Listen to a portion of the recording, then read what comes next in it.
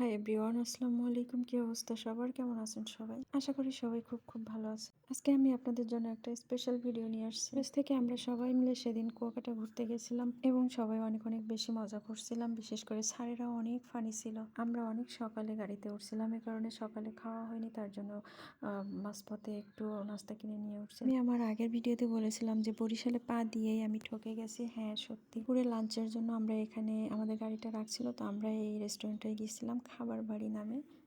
এখান থেকে আমরা দুপুরে লাঞ্চটা সেরে তারপরে কিছুক্ষণ রেস্ট করে আবার এখান থেকে রওনা দিছি। তো তার জন্য আমরা রেস্টুরেন্টে এই খাবারগুলো অর্ডার করছিলাম, কিন্তু আমি বোকার মতো আমি দাম না শুনেই সব খাবারগুলো অর্ডার করছিলাম।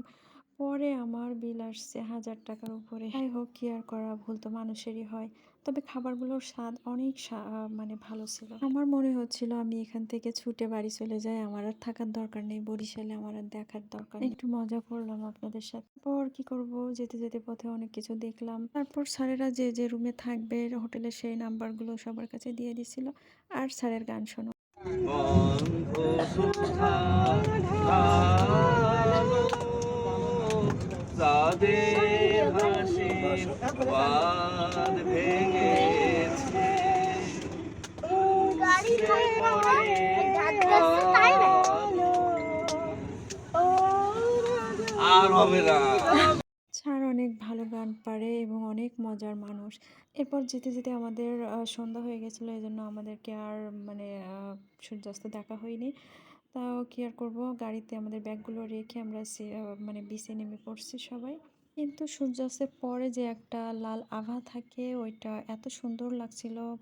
মানে পানির উপরে লাল আভাটা পড়ছিল আর সমুদ্রটা এত ভালো লাগছিল, বীজটা অনেক ভালো লাগছিল। এখানে দাঁড়িয়ে আমার আর ফিরতে মন চাচ্ছিল না। আমার মনে হচ্ছে আমি এখানে ঘন্টার পর ঘন্টা দাঁড়ায় থাকি। একদিকে ঢেউ এসে পায়ে লাগছিল, আরেকদিকে সমুদ্রের এত সুন্দর গর্জন, মনে হচ্ছে সব ক্লান্তি এখানেই মনে হয় শেষ।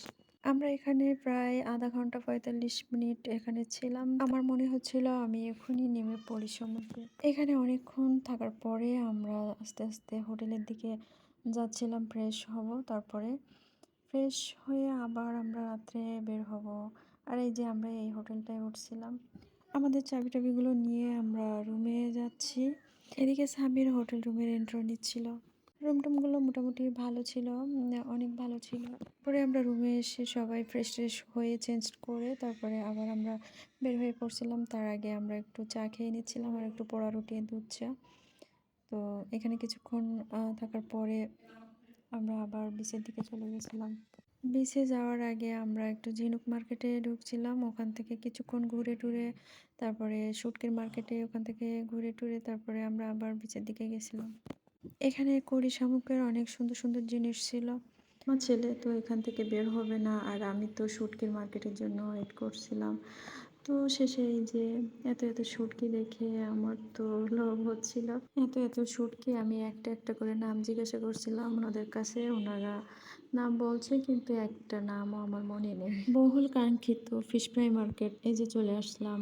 এখানে তাজা তাজা শামুকগুলো দেখে আমার কি যে ভাল লাগছিল। কাঁকড়া ছিল, তারপরে অক্টোপাস, তারপরে টুনা ফিশ, অনেক কিছু, আর যেগুলো আমি অনেক নামও জানি না। আমরা পুরো মার্কেটটা একবার এ মাথা থেকে ও মাথা সব ঘুরে ঘুরে দেখছিলাম কোথায় কি মাছ আছে না আছে। এখানে সবাই বেশিরভাগ এসে কাঁকড়া, অক্টোপাস এগুলো খায়, কিন্তু আমার দেখে তো বমি চলে আসতেছিল। আর বিশেষ করে যখন কাঁকড়া রান্নার যে স্মেলটা নাকে আসছিল, ওই সময়টা আমার আরো বেশি খারাপ লাগতেছিল। আমার এখানে একটা জিনিস ভালো লাগে যে টাটকা টাটকা মাছগুলো আমরা কিনে তারপরে ফ্রাই করব বা রান্না করে মানে ওখানে বসে খাওয়ার একটা আলাদা ফিলিংস, এটা আমার ভীষণ ভালো লাগছিল। এখানে অনেক বড় একটা অক্টোপাস ছিল।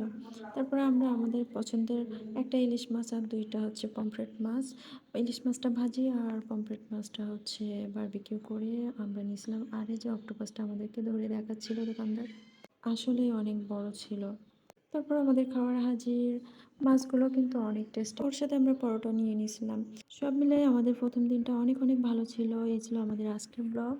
সবাই ভালো থাকবেন, সুস্থ থাকবেন, আমাদের জন্য দোয়া করবেন। আল্লাহ হাফেজ। নেক্সট ভিডিওর জন্য অপেক্ষা করবেন।